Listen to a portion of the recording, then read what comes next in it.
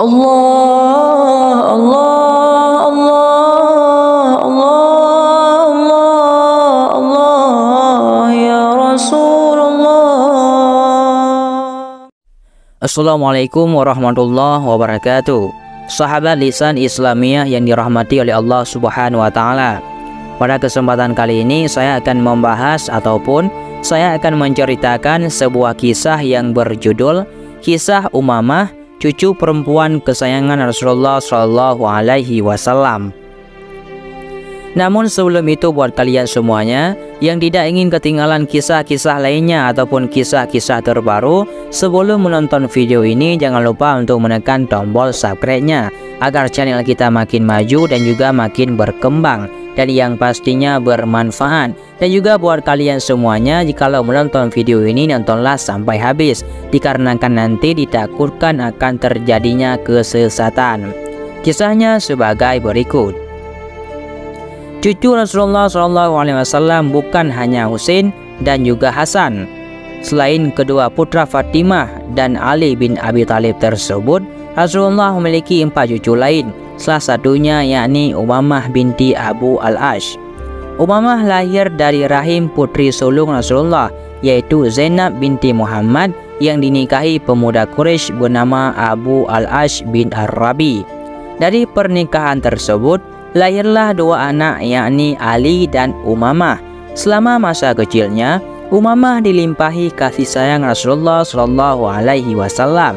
Bahkan banyak hadis yang mengisahkan bagaimana kelembutan Rasulullah saat bersama cucu mungilnya itu. Suatu hari, Rasulullah SAW pernah mendapatkan sebuah hadiah. Di dalamnya terdapat seuntai kalung yang sangat cantik. Beliau Rasulullah SAW pun menerima hadiah tersebut dengan niatan akan memberikannya kepada wanita kesayangan beliau.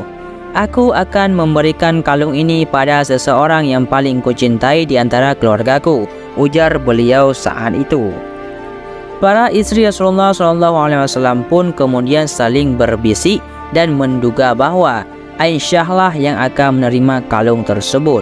Namun siapa sangka ternyata kalung itu diberikan pada cucunya, yaitu Umamah yang masih kecil kala itu.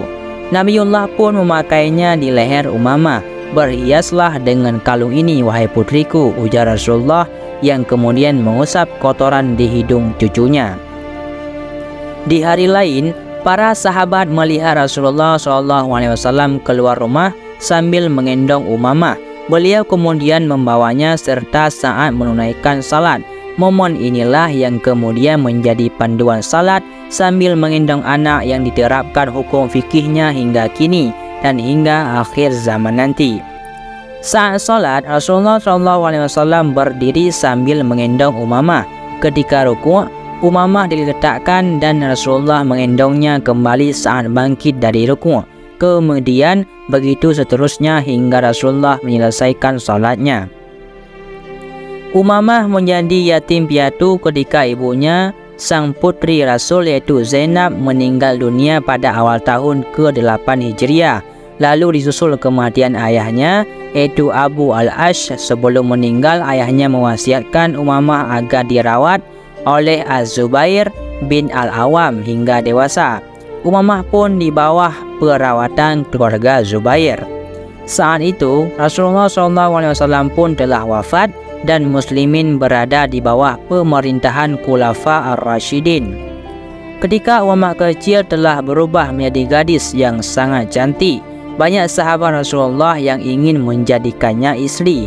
Di era pemerintahan Umar bin Khattab, Ali bin Abi Thalib menjadi orang pertama yang meminang Umamah.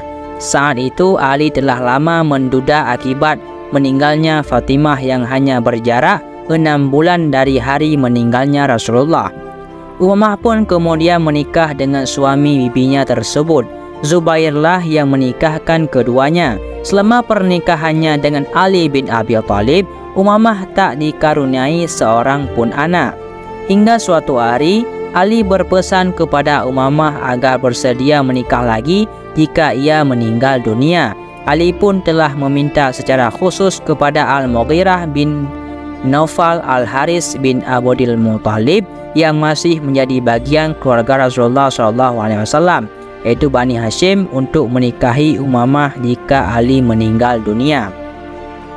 Maka ketika tiba ajal sang khalifah keempat di tahun 40 Hijriah, Umamah pun menjadi janda. Namun ketika masa iddahnya selesai, Umamah justru mendapat pinangan dari pria lain yang juga dari kalangan sahabat Rasulullah, yakni Muawiyah bin Abi Sufyan. Umamah pun kemudian meminta seseorang agar memberi kabar pinangan tersebut kepada Al-Mughirah.